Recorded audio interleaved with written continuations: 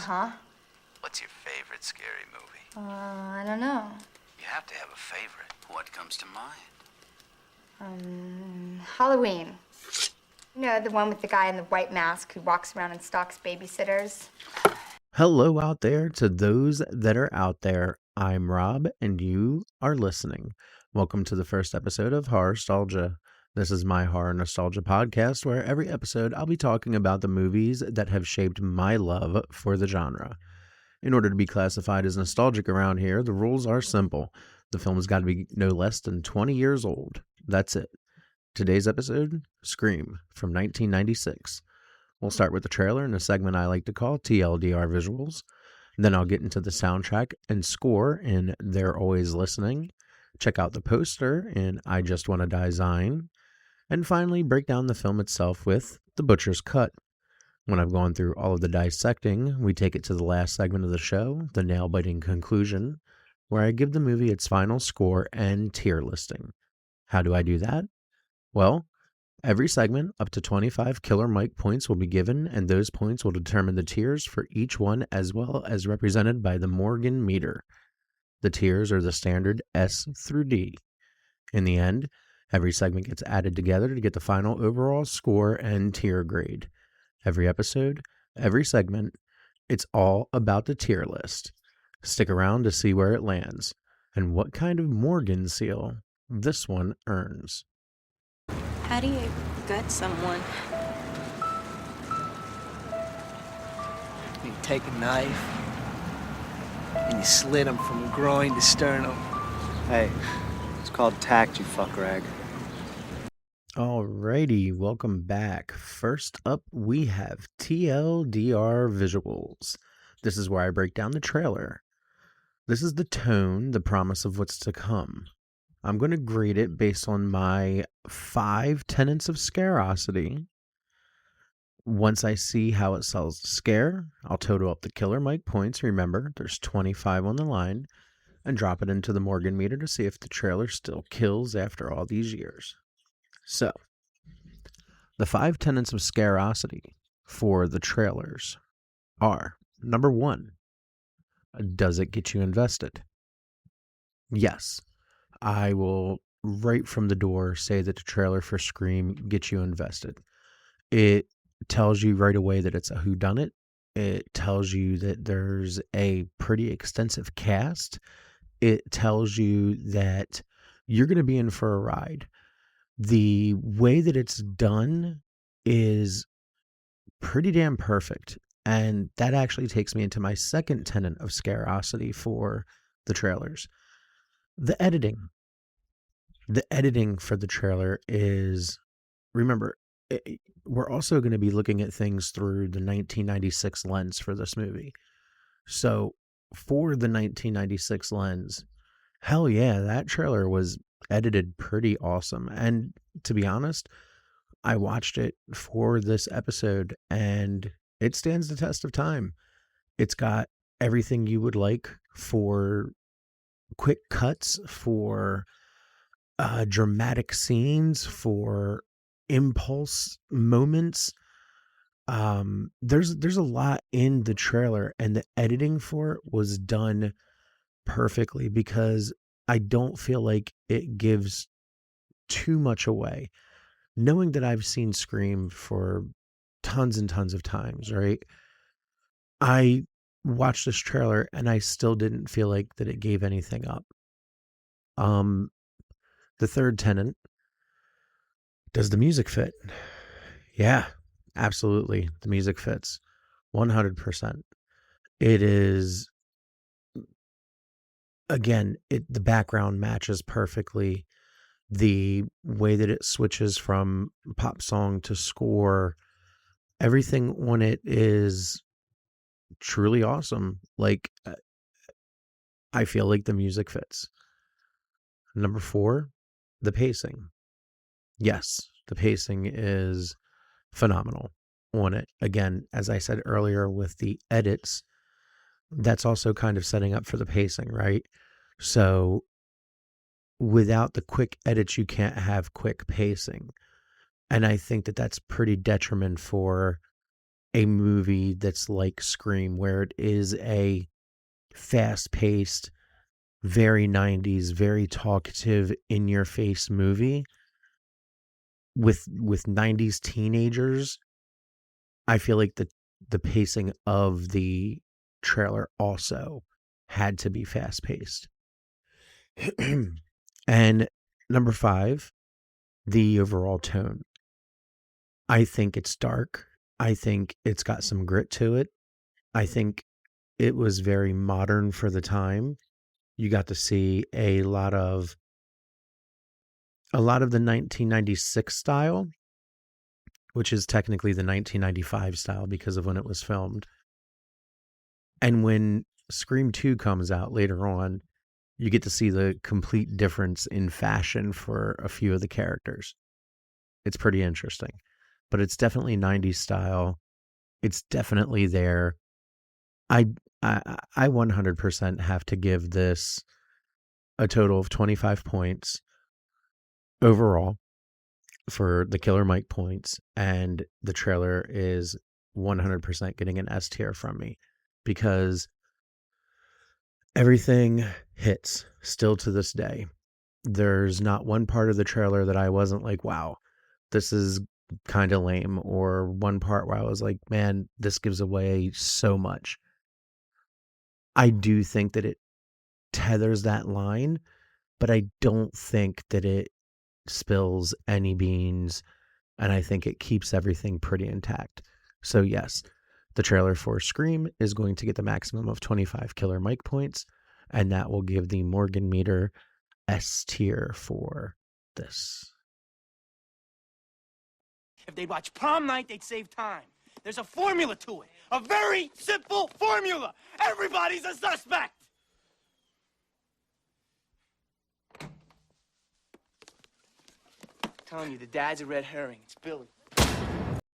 All right, let's keep this train going. The next segment is They're Always Listening. This is where I dive into the sounds that shape the screams, the soundtrack, and the score. Of course, I break it down through the 5 tenets of Scarosity, and there's also 25 Killer Mike points on the line, and those 25 Killer Mike points will determine the Morgan meter for this segment. So, what are the 5 tenets of Scarosity for the soundtrack or the score? Well, number 1, does it linger? Absolutely. 100% it lingers. You've got so many instrumentals alone. Like, this has Moby on it. Before Play hit, before 1999 when Moby blew up. This has First Cool Hive. Very, very awesome song. A song that leads right into the credits. You've got Trouble in Woodsboro, Sydney's Lament, Don't Fear the Reaper, The Red Right Hand from Nick Cave and the Bad Seeds, Whisper from Catherine, Youth of America from Bird Brain. There's so many different songs on here that I won't say are big hits of their time. A couple of them are, like School's Out from Alice Cooper. First Cool Hive from Moby like went back and became a hit. Red Right Hand was pretty good. You also have Drop Dead Gorgeous from Republica. But it's a really, really good soundtrack. And it's one of those ones that you can honestly just kind of go back and listen to. So yeah, I 100% think that it lingers. Number 2, the second tenet is the feelings. Does it make you feel anything? Does it make you want to watch the movie? Does it make you remember certain parts? Yeah, I think it does. I think the soundtrack and the score for Scream is very memorable, just like the movie. The soundtrack fits everything. It's mid-90s youth gone wild, I guess you could say. It's mid-90s youth battling out with their emotions and battling out with their testosterone and hormones and the changing of culture and so much different things going on in that era. The music fits, to me, pretty damn perfectly. Do the pop culture songs chosen match? Yes. Yes, they do. The pop culture songs are pretty relevant, in my opinion. Again, I don't think they're some big hits. I don't think that they're these insane things, but yeah, they definitely match. The score. What can I say? Again, Trouble in Woodsboro, Sydney's Lament Alone. When the soundtrack came out, they kind of put the music for Scream 1 and Scream 2 together, and it wasn't that big of a deal, unfortunately. Like, the soundtracks never got their proper things, but yeah, the score for Scream itself was absolutely awesome. And can you listen to the songs randomly, which is Tenet number 5? Yeah, you can listen to the songs randomly. They are all bangers. They're all good in their own right. Every single one of them is in my huge playlist that I have. It's called Gotta Have It All. It's on Spotify if you are listening and you want to listen to it. It's a really large playlist. It's close to, I want to say 1,000 songs, something like that. I don't know. Either way, yeah, I do. I think that you can listen to songs randomly. And with that being said, the total segment points to total Killer Mike points is going to be 25. And the Morgan meter is going to be S tier. So you'll notice with the last 2 segments, I kind of just went through everything. That's because I knew that everything was going to be the maximum points. So if I knew that every part was going to be 5 and I knew that it was going to be an S, I'm just going to go through them, and that's kind of how I'm going to do it for every episode. Now, when it comes to, I don't think it's maybe it's the next segment or the segment after where we start messing with the points and stuff. And, I'm not giving perfect scores across the way.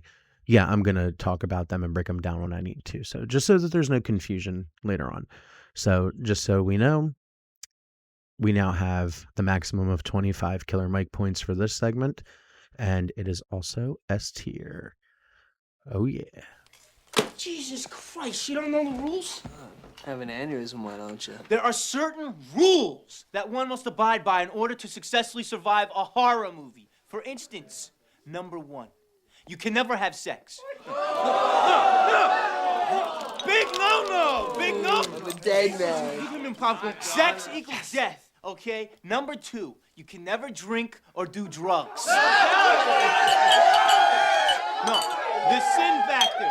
It's a sin. It's an extension of number 1. And number 3, never, ever, ever, under any circumstances say, I'll be right back. Because you won't be back. I'm getting another beer. You want one?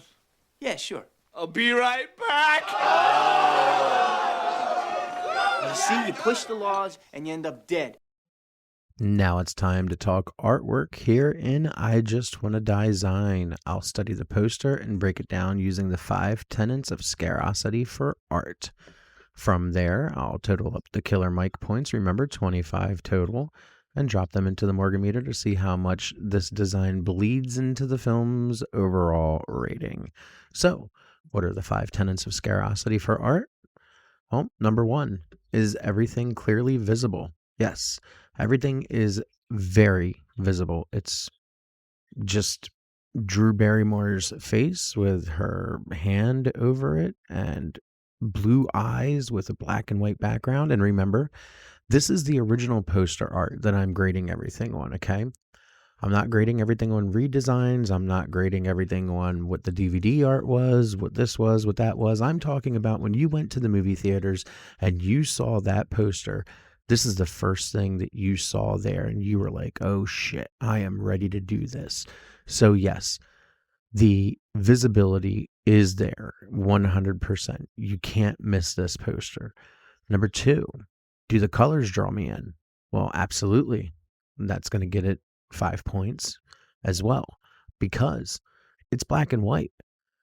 But it's not real black and white, right? It's like black and gray because the word Scream is in all white and it's pure white. And Drew Barrymore's eyes are white, like on the outsides. And the insides are, blue, the striking blue of her eyes. So yeah, it's 100% just this really appealing draw in thing. Like, I know they changed it up and put everybody on the cover for when it came out on VHS and DVD and later Blu-ray and all that. But this is just the original poster alone is just there. And that's going to lead me into, are the visuals striking? That's also going to get 5 points. And yeah, the visuals are striking because of everything I just said, right? It's just this beautiful poster, and all you see is just this woman, and it's Scream, but she's silent. And it just leaves you kind of wondering, right? And this is the first time here where I'm going to get lower points than 5 because I'm going to give the story a 1. And that's because it is Scream, and it's just one person on the cover with their mouth covered. I understand what they're kind of going for a bit there, but there's nothing story-wise here. There's nothing that kind of says what the story is going to be, or even when you have all the teens looking at you in the later version, or you have the artwork done later on where you see Ghostface and Sydney struggling or this or that. Like there's so many different posters later on that tell a really good story of what Scream is. This doesn't. So unfortunately, this is the first time I'm going to give 2 points. I'm sorry, not 1, 2 points. And then finally, we have the font. The font, to me, is very big. I'm huge on font, just like I am cinematography. If the font doesn't look good, I'm going to kind of be turned off. And it's not necessarily that I'm going to be judging the movie, but I'm going to be like, I'm not a fan of this. And that's just a me thing, right? Like, that's what makes this so great, because this is me, and you can choose to agree with me. You can choose to disagree with me. horrorstalgiapodcast@gmail.com. And we can chit chat. It is what it is. Or Horrorstalgia on Instagram. I'll be there for you to yell at or talk to in a professional manner, however you choose. If anybody's even listening to this, And with that, it's going to get 5 points.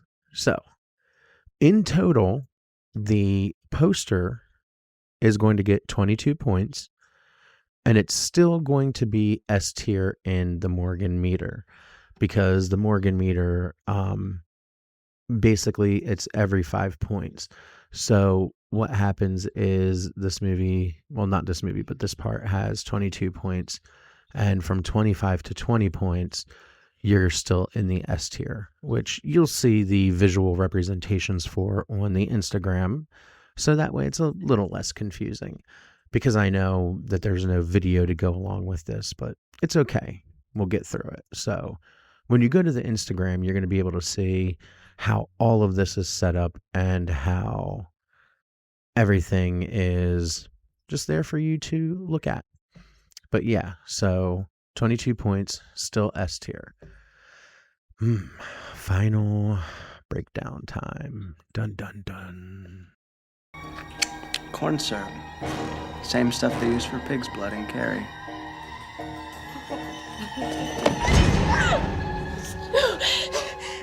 Please. Surprise, Sydney.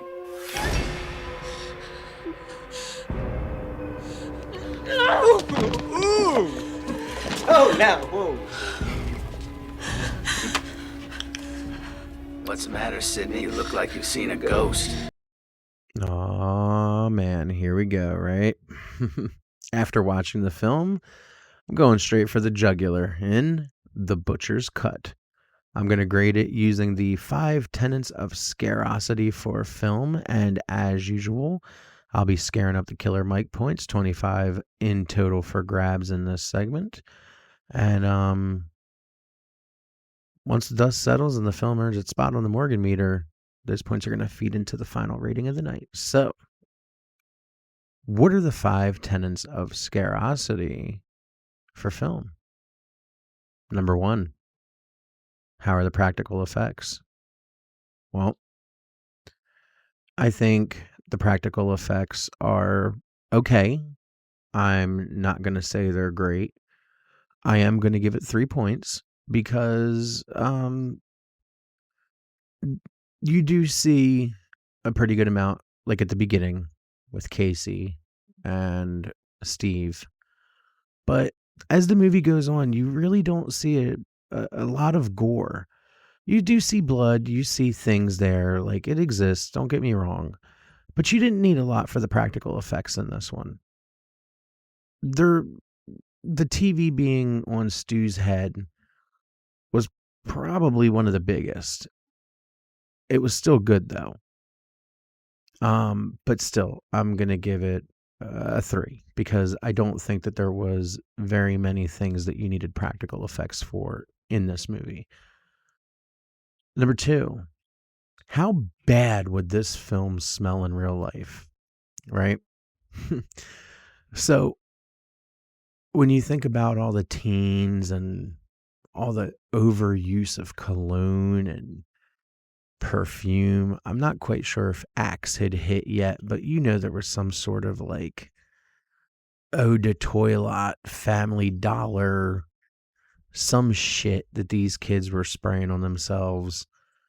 I don't think we had gotten to the point of like Tommy Hilfiger and all that stuff yet. I think that was more along the lines of Scream 2.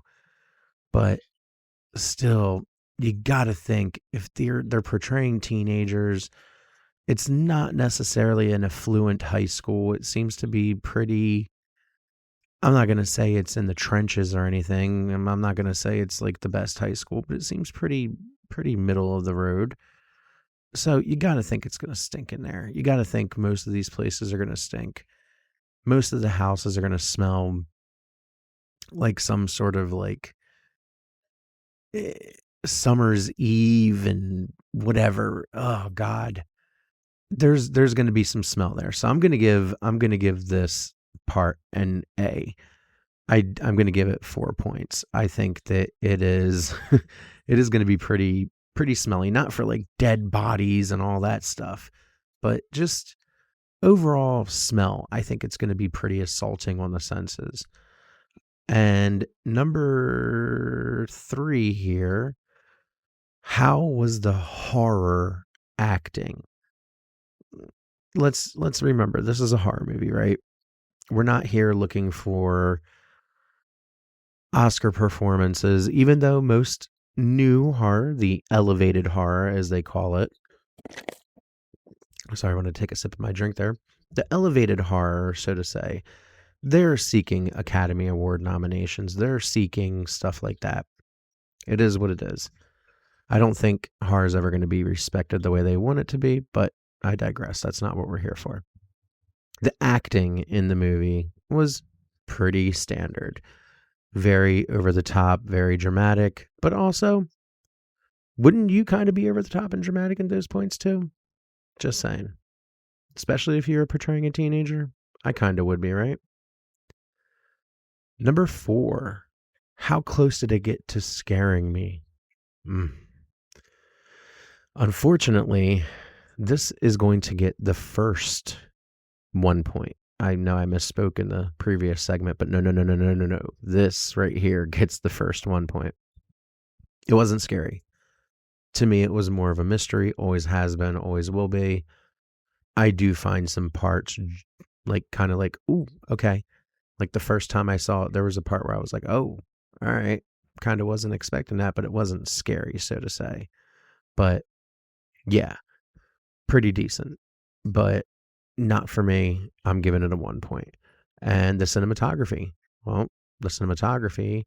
I'm giving 5 points because Wes Craven was at his best during this time, I think, because New Nightmare came out closely after that. Scream was kind of like the resurgence for slasher movies and everything. And if it wasn't for how this movie was done, how beautifully it was made, and how everything flowed so well with the cinematography, I don't think we would end up with a lot of the stuff that we have today when it comes to horror movies and their elevation. I think Scream was part of the beginning of that elevation, if I'm going to be honest.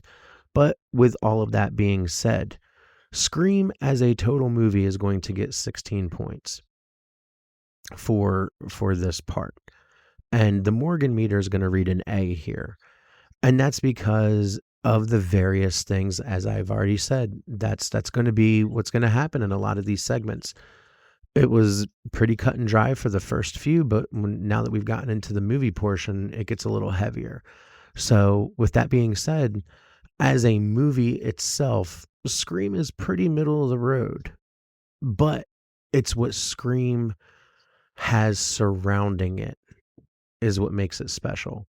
And that is what we're going to discuss in the final segment of the show. He's sick, for fuck's sake. You've seen one too many movies. Nah, Sid, don't you blame the movies. Movies don't create psychos. Movies make psychos more creative. Stop it, Billy, would you, all right? I can't take anymore. I'm feeling a little woozy here. Alrighty, we've only got this little bit left. The first episode's zoomed by much faster than I thought it would, actually. So this is the final segment of the show, the nail-biting conclusion. Dun, dun, dun. This is where I take the score from each segment, put it together, and reveal the film's fate, and crown it with its official Morgan seal, carved in blood and a little dabble of nostalgia. So, this movie, along with all the rest of them, has been graded by Killer Mike points and Morgan meters. Now, for those that aren't aware, Killer Mike points are the points that I give for each of the 5 tenets of scareosity for each segment. So 5 points, 4 points, 3 points, 2 points, or 1 point can be given per scareosity, with a total of 25 Killer Mike points per segment. Morgan operates the same way. If I give 25 points total for each segment, that's going to put it as S tier. If I give a total of 4 points for that segment, it's going to put it at D tier. You'll see how everything works as we go on. So with that being said, Scream scored a total of 88 points, with the trailer getting 25, the soundtrack getting 25, the poster getting 22, and the film getting 16. And over on the tier side, it got a S rank for the trailer, an S rank for the soundtrack, an S rank for the poster, and an A rank for the film. So, a total of 88 for the Killer Mike points, and the Morgan seal is S for aesthetic. So, Scream, the first movie being reviewed and kind of dissected on this little platform of mine, has been given an 88 score with an S tier. Don't know how everybody's going to feel about that, but I believe Scream to be an S tier film because the marketing for it was genius. It re-enveloped everybody's love with the slasher genre. Nobody knew it at the time, but Scream really did set forth an entire new way of how to approach things when it comes to slasher films. It was the movie that started the path to elevated horror. Yes, it was a teen slasher. Yes, it was a 90s sex-filled, cuss-filled, kind of dark rom-com home invasion movie. it's everything, right? But that's the thing, it is. I know a lot of people don't like Scream, and I know it still catches a lot of slack even by people today, but really, Scream needs its flowers. Next year is the 30th anniversary of the film. December 20th, 1996, the movie came out in theaters. And I'll never forget it. Never forget going up to the AMC in Deptford and getting to watch Scream. It was such a cool thing. I was like 12 years old, man. But I think when you do take the nostalgia glasses away, right? The movie, by today's standards, would be pretty basic, pretty cut and dry. But that's because this movie is the one that set the standard. And I look forward to seeing if anybody agrees with me, disagrees with me, however you want to slice it. Each episode is going to be put up separately on the Horrorstalgia TikTok, Reels, and all of that, because each segment's only going to be about 5 to 10 minutes long. And the total overall podcast itself is going to only hit about 40 minutes, hopefully, for each episode. I kind of gushed about Scream today, so some episodes I'm not going to be gushing as much. Some episodes I might rant. Some episodes I might, not be as interested in it as I thought I would be. Words can be hard sometimes. So, with that being said, I look forward to the second episode, which is going to be The Lost Boys. Oh, yes. The Lost Boys from 1987. I hope everybody enjoyed this version of Horrorstalgia, because last year I tried to launch it and I hated it. I couldn't stand it. I thought it was lame. It was a half-baked idea. And at this point last year, I just wanted to get something out. I was pissed because I had already worked on it for about a year, right? So here we are, literally almost 2 years. January of 2023, I started working on Horrorstalgia as a concept. And now, October of 2025, I finally felt comfortable enough to put something out that I think is going to be an awesome experience. I'm trying to do 1 episode a week for everybody. Well, I don't know if there's going to be an everybody, but we'll see. We'll see how this goes. I do hope that people listen to this eventually, and I do hope that I get better being solo, because this is in fact my first solo podcast, like fully thought out, fully formed podcast where I don't feel funny after doing the first episode. I feel like this is exactly how it should be presented. And it took me almost 2 years to get there. So regardless of what anybody has to say, I'm pretty proud. I'm pretty proud that I've done this, and I think it can only get better. And this is proof that if you just keep with something and you keep thinking about it and striving for it, eventually you'll hit something that you really think positively about. And as time goes on and I'm able to get a little bit more money behind this show, I would love to expand on the visuals, because Morgan, Killer Mike, the Stoned Wizard, everybody that's in the Horrorstalgia logo, there's kind of a story behind it. And I really want to be able to share all of that with everyone. So I'll be looking forward to doing that. But Killer Mike and Morgan are your first taste. Hopefully everybody does enjoy this. Like I said, I look forward to more. You can reach out to me, horrorstalgiapodcast@gmail.com. and Horrorstalgia on Instagram. And there's not a TikTok yet, but by the time this episode comes out, there will be. And I should just be Horrorstalgia on TikTok. And those are going to be the 3 platforms that I'm going to be on. You'll be able to leave comments on the Spotify as well. So, yep. Audio is going to be coming out on YouTube and Spotify, eventually video, when I feel like I have the capabilities of editing and I have a laptop powerful enough to be able to do that. So, I don't have a sign off. Thank you again for listening. Hope you come back for another one.